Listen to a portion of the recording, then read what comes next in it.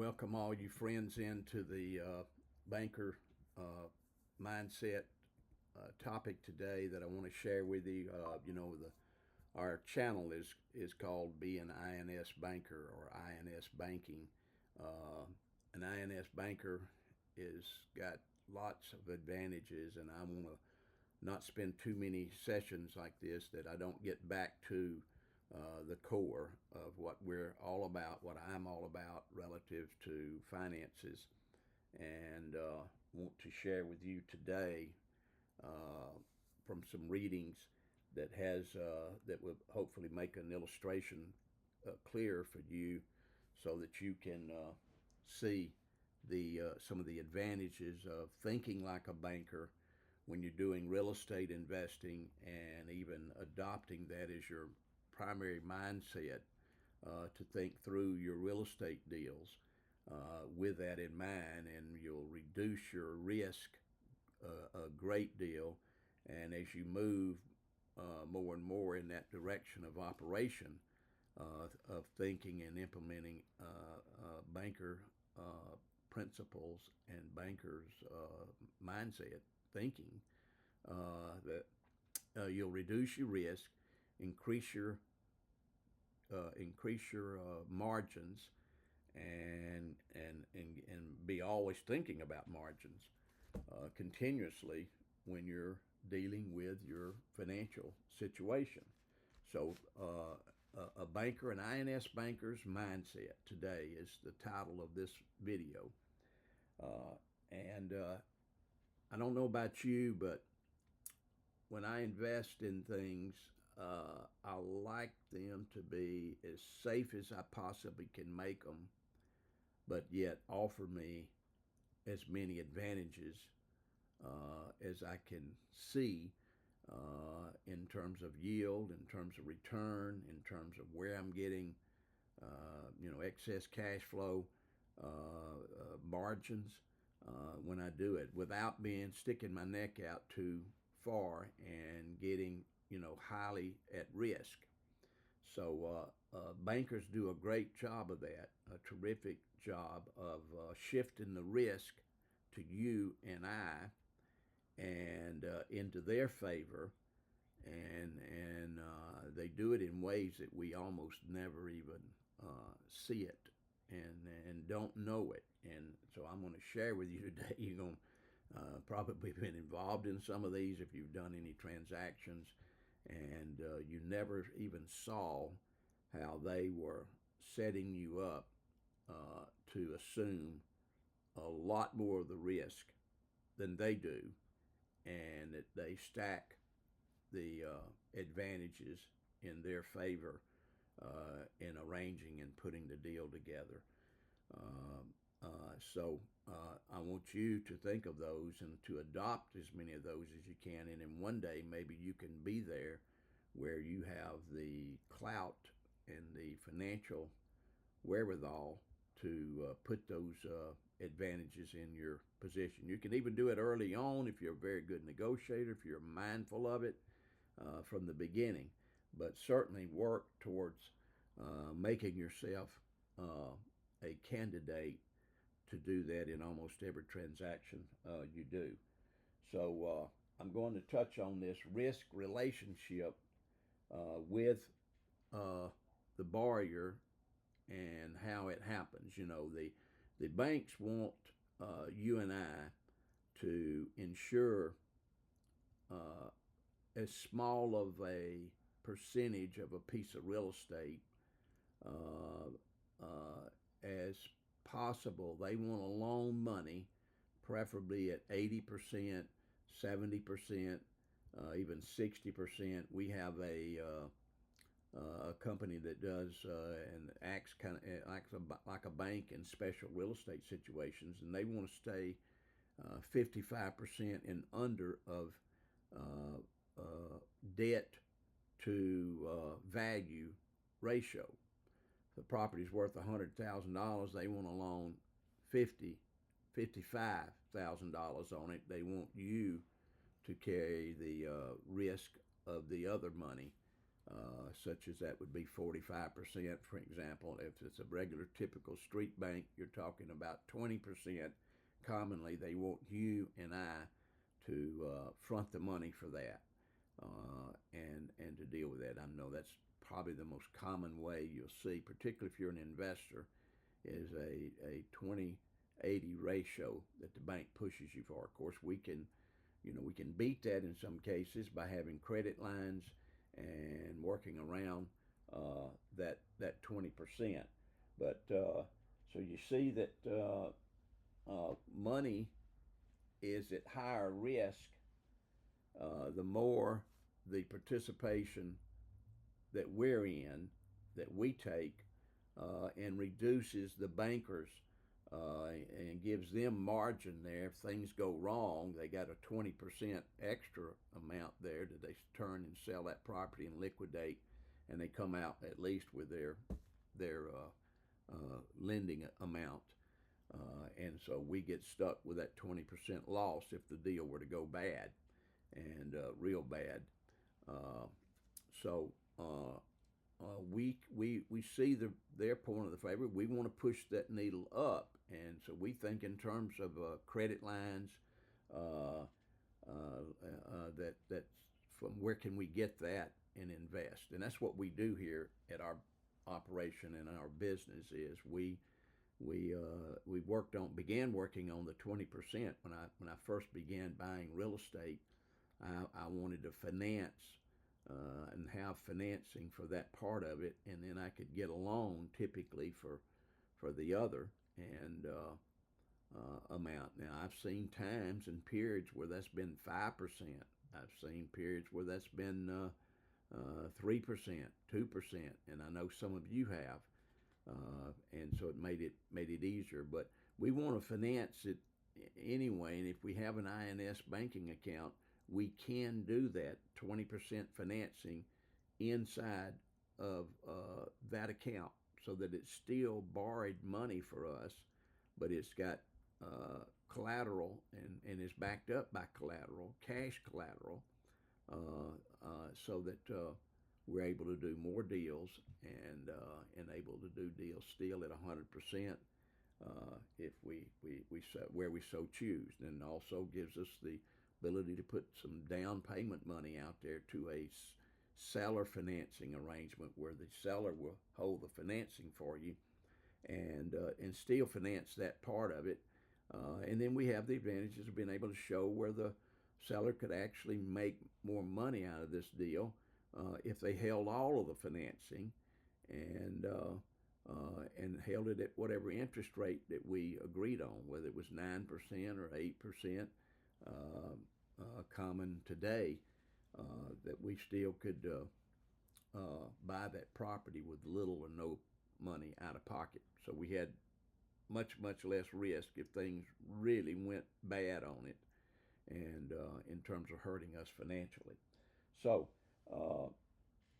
and that's illustrated, like I say, it commonly the 80-20 deal. You finance 80%, you put up 20%, and the lender's in for 80%.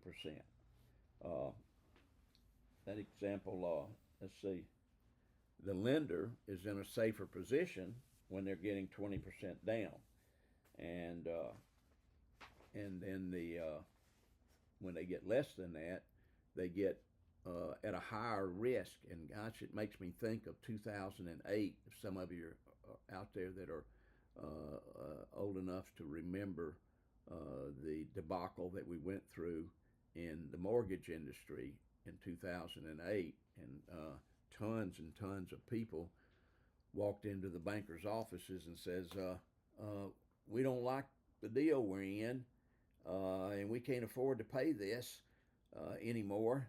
And maybe they could, but they said they couldn't pay it anymore, and they walked away from houses that piled into the hands of banks and stuff, because the bankers, if you remember, did not get much down payment. I remember tons of loans that didn't even require, they were doing 100% financing. And so the bankers were, acting totally inappropriately and went nuts, I thought, at selling houses to people, individuals particularly, not like investors that might have equity and might have other source of equity to lean on to make sure that those notes were paid as promised. But these homeowners just went in and then decided that due to the maybe a little loss in value or that occurred, they were underwater on it and they didn't like the deal. So they handed the keys over to the banks, and then the banks just was in a free fall for foreclosures and losses that occurred, and of course we investors. Somebody asked me about not long ago about during that 2008 period, how was it? We must have been in underwater, must have been in bad shape as an investor. Well, no, it was really, frankly, a great time for the investor that was prepared for it, that had their own lending sources, because you could buy properties at deep discounts. Banks do not like to hold real estate themselves. Vacant real estate is not their thing, and they will negotiate discounted amounts, even significantly discounted in short sales that they end up doing during those times. So they took it was a bloodbath. Of course, the stock market reacted extremely negative to all of that, and it was just a real bad year, '08, a little bit of '09, and then we started making the comeback. But so the banker's mindset, if you're going to think like a banker, you're thinking all the time is, how can I buy that real estate with little or no money down, or can I use my assets to get me a loan so that I still got a loan for that 5% or 10% that they just insist on having? And that's what you do in the INS Bank. When you build one of those out, you have money secured and guaranteed to you by contract that you can borrow that money and buy your real estate with it, and do like I have done all my career, frankly, folks, all my career, and never paid for closing cost when I bought, because I was buying in an advantaged position, and quite frankly, the insurance companies that I dealt with didn't require any closing cost. I didn't have to get an appraisal. I didn't have to get an inspection. Not saying that sometimes you don't want an inspection, because I did occasionally get an inspection on a property that I felt that I just needed that to be certain of certain things on it. So you're with whatever I needed to borrow for, I had a guaranteed contractual position to loan me money at an attractive interest rate. Always at the going rate of interest at that time, whatever the prime rate was, I borrowed at less than prime rates because I had a collateral, an account that gave me those kinds of rates, and had no down payment money other than I just had to pay the interest rate that I had. At that time back then it was commonly 7-8%. Today it's more in the 5 or 6%, maybe. As we just found, it has creeped up to a 7% rate that we borrow today. Still below prime, but near it, and it has been adjusted. It's totally deductible when you operate as a real estate investor, so that cuts your effective rate down to about 3.5, 3.75 as net after-tax cost to you.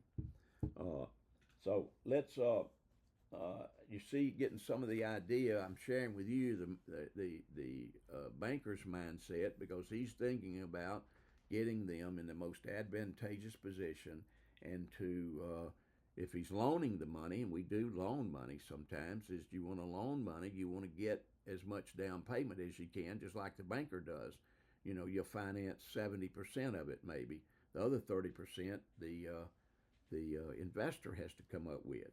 Maybe do like one of our companies in the RIA club and who actually does 55% loans to value. So that really shifts it to their favor. They got 45% of equity to be able to sell out of that deal and recover all their money, plus a profit above that for interest. So as you move the needle that direction, that's what you're doing, and that's how the banker who's thinking in banking principles is trying to win. They can do it very effectively by meeting with you and going over and finding out your own circumstances and situation. Then they may even turn you down. So often the commercial banks would turn you down. We don't want to do that at the InsBanker. We want to be guaranteed by contract that we're going to get a loan when we go out there and work on a case and feel like we got a good, good deal, a good case. We want to be able to finance it and know it's financed. Doesn't have anything to do with our debt-to-income ratio. Doesn't have anything to do with any of the many requirements associated with normal lender financing. Let me see the point I was going to. Bankers are masters in shifting much of the risk to the borrower. There's always a risk relationship between the borrower and the lender, and one of the ways the lender shifts more of that risk to the borrower is by lowering the LTV, the loan to value that we just went through. So they're looking to do it. You can expect it. The next time they start doing it to you, just remember you heard it on the channel here. Be an InsBanker and utilize that mindset. A few highlights I want to make. I'll wrap this up because we're going to try to wrap up around 15 minutes or so in the video. Bankers are masters in shifting the risk to the borrowers. Bankers focus on covering the downside and letting the upside take care of itself. A down payment on a property is in a higher risk position than a lender's money. For every dollar you have, you can earn interest on it, or you can give up the interest you would have earned on it by putting it into the real estate. So you're thinking there, who can I get to handle this deal at a competitive rate and without tapping into your available cash and liquid. Don't think in terms, well, I've already got that covered. I'm going to run out there and use it all and put it to work, as one of my dear friends does, and not even fully realize it. And then you're out of money. You can't buy anymore because you've used all of your available collateral. Has been used up, and so you're in effect out of real estate deal opportunities from that point till you sell and create some margin again. Bankers see every dollar as a little salesperson making them interest. So think about that. You see every dollar of resource you have as a working machine for yourself, because that dollar can be earning interest. It could be earning interest and dividends. It could be earning a high rate of interest if you loan money out for 15 to 20%, which is what we commonly refer to as hard money lending. So you can see the profits associated with that. And never ever forget who makes the rules. Who makes the terms and makes the rules? The banker does. Are you going to be the banker? Or are you going to be the recipient of what a banker gives you? The banker makes the rules because the banker has the cash or controls the financing of the situation. So that's, you want to flip the coin and be the banker. You want to be that banker that can be in control as you invest for your family's future, for your assets going down the road. And that's what I wanted to try to do today is is you can do that. You can be just like me. That when I started at 23 years of age and had no choice, had no credit, had no track record, right out of college, so I had no financing really capability, and I knew that, and so I was forced into operating as an INS banker. And I did so and didn't fully realize the benefits of it and the advantages of it until I got to about 30. And then everything opened up for me, and it only got stronger and better and easier. Consequently, I'm sitting here years down the road and have never to this point done a mortgage. I almost did once.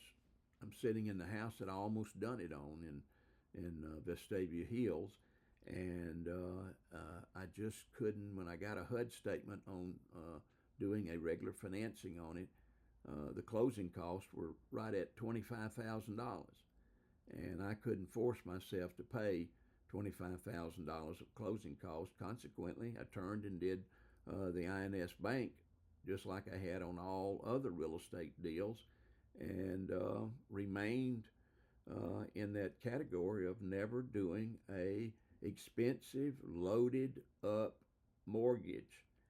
I don't mean to affect you mortgage people out there and thinking, because I'm not saying this in a mean way, but it's just a deal I'm not willing to absorb all of the cost associated with it. Now, after you're into it for 10, 15 years, it becomes a good arrangement. It can become a real good arrangement for yourself to stretch that financing out. Now, usually if I buy one or take over a mortgage, I do that. I look forward to it. Its last 15 years, but the first 15 years, it's ugly, real ugly. And I've always avoided it in all of my real estate transactions. Didn't do it intentionally, but I guess I did it in a strong habit of form, and I'm so glad I did, because I can see a lot of advantages in my career, probably more than $1 million worth in closing cost alone. So I urge you to think like a banker, become a banker, get the banker's mentality. You can search some of that. Call me. I was one of those rare individuals. It can happen that you just think in that way. You don't have to have a lot of education added on to your mindset. You either grew up that way and you adopted that thinking, and then somewhere along the line the lights went off and you realized you really were in an advantageous position, and kept doing it. But it's more common to learn the principles of shifting risk and of spreading your money out, not putting them all into one or two deals when you can avoid it, unless it's a very short-term deal. And sometimes flipping a house is not real short-term, folks. And so you either have to have a lot of collateral, or you try to find other money for it or other means. And a lot of times it can be the seller. We'll teach some on creative financing, using the seller to be a financer for you down the road. Maybe in another video or two we'll do that.